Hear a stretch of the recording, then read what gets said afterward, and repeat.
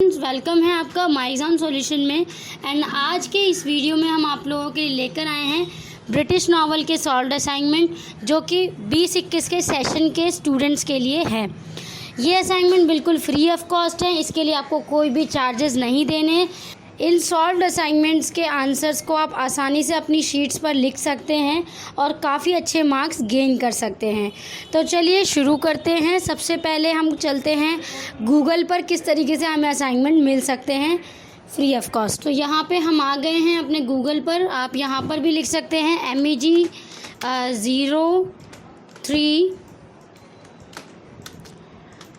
अब हमारा सब्जेक्ट का नाम है ब्रिटिश नॉवल और हमें चाहिए सॉल्व्ड असाइनमेंट और हमें चाहिए 20-21 के सेशन के लिए। तो ये पूरा सेंटेंस आपको लिखना है, इसके बाद एंटर कर दीजिए। तो यहाँ पे आंसर आ रखा है। आपको माय एग्जाम सॉल्यूशन के 20-21 के असाइनमेंट चाहिए। ये हमारे 21 जुलाई को डल चुके थे, तो यहाँ पे क्लिक कर दीजिए आप।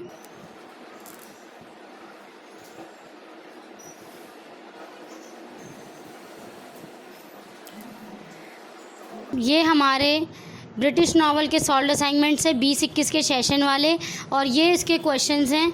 तो आप देख सकते हैं ये सारे क्वेश्चंस काफ़ी अच्छे से हमने लिख रखे हैं ताकि आपको कोई कन्फ्यूजन ना हो।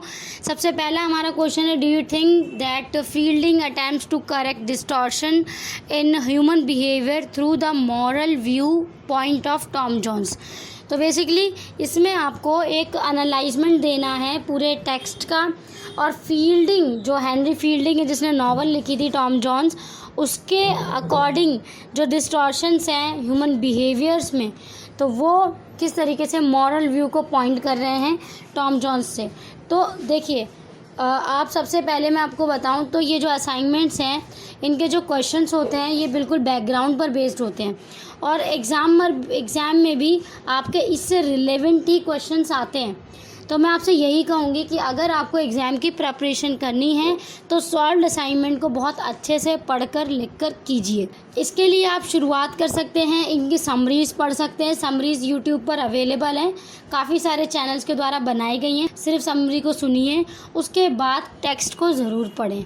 टेक्स्ट यानी कि आप शॉर्ट नोट्स पढ़ सकते हैं, स्टडी के काफ़ी इम्पॉर्टेंट टॉपिक्स पढ़ सकते हैं, प्रीवियस ईयर पेपर्स पढ़ सकते हैं एग्ज़ाम की प्रिपरेशन के लिए। पर यहाँ पे फ़िलहाल हम असाइनमेंट कर रहे हैं, तो अभी असाइनमेंट पे ध्यान देते हैं। असाइनमेंट के ये सारे हमारे क्वेश्चंस हैं, आप किसी भी क्वेश्चन पर क्लिक करेंगे आपको आंसर मिल जाएगा। एंड ये फ्री ऑफ कॉस्ट है, इसके कोई चार्जेस नहीं है।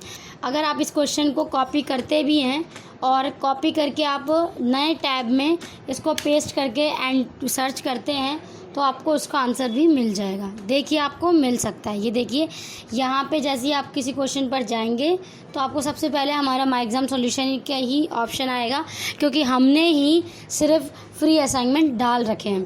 तो यहाँ पे आपको आसानी से आपके आंसर्स मिल जाएंगे, कोई भी कन्फ्यूजन नहीं है। PDF फाइल आपको मैं दिखा देती हूँ, हमने PDFs भी बनाई हुई हैं। तो आप देख सकते हैं ये हमारी PDF भी हमारी उसी तरीके से जिस तरीके से हमने आंसर्स लिखे हैं अपने। सो यहाँ पे हमारा सबसे पहले क्वेश्चन है, जैसे मैंने अभी आपसे डिस्कस किया कि ये हमारा क्वेश्चन था, यहाँ पे इसके आंसर हमने लिखे हैं। पूरे क्वेश्चन को पहले एनालाइज करना होगा, उसके बाद उसको किस तरीके से पैटर्न वाइज लिखना है वो आपको देखना होगा। तो यहाँ पे हमने पूरा आंसर काफ़ी अच्छे से बनाया हुआ है। इसके बाद हमारा नेक्स्ट क्वेश्चन आ जाता है, examine the various narrative techniques in Wuthering Heights critically. तो बेसिकली आपको काफ़ी सारी नैरेटिव टेक्निक्स हैं वुदरिंग हाइट्स में, तो उनको आपको एक तरीके से एनालाइज करना है, क्रिटिकली लिखना है। तो जो पहले आप तो ये लिखोगे ना, पहले वुदरिंग हाइट्स जो है एमिली ब्रॉन्टे के द्वारा लिखा गया नॉवल है। It is considered fullest expression of her highly individual poetic vision and it contains many romantic influences like Heathcliff is very Byronic character, though he lacks the self-pity that mars many Byronic characters. Okay, so there is various narrative techniques in Wuthering Heights, आपको सारा explain करना है। Then हमारा third question जो है, so what is your understanding of the Pip and Estella's relationship in the Great Expectations. तो basically इन दोनों का रिलेशनशिप आपको डिस्क्राइब करना है इन दिस आंसर। तो आपको कई सारे एग्जांपल्स के थ्रू ये आंसर लिखना होगा। तो जैसा कि हमने लिख रखा है, इसमें इन दोनों का रिलेशनशिप किस तरीके से शुरू होता है और किस तरीके से इंसिडेंट से इनका रिलेशन आगे बढ़ता है, वो सब हमने इसमें लिखा है। इसके अलावा फोर्थ क्वेश्चन है, how are the issues of race and imperialism woven into the narrative of the Heart of Darkness. तो हर्ट ऑफ डार्कनेस को अच्छे से आपको बताना है। इसमें कई सारे इश्यूज रेज होते हैं, जैसे रेस एंड इम्पीरियलिज्म। रेस यानी कि जो वाइट एंड ब्लैक्स हैं उनके बीच में काफ़ी ज़्यादा वो डिस्क्रिमिनेशन किया जाता था।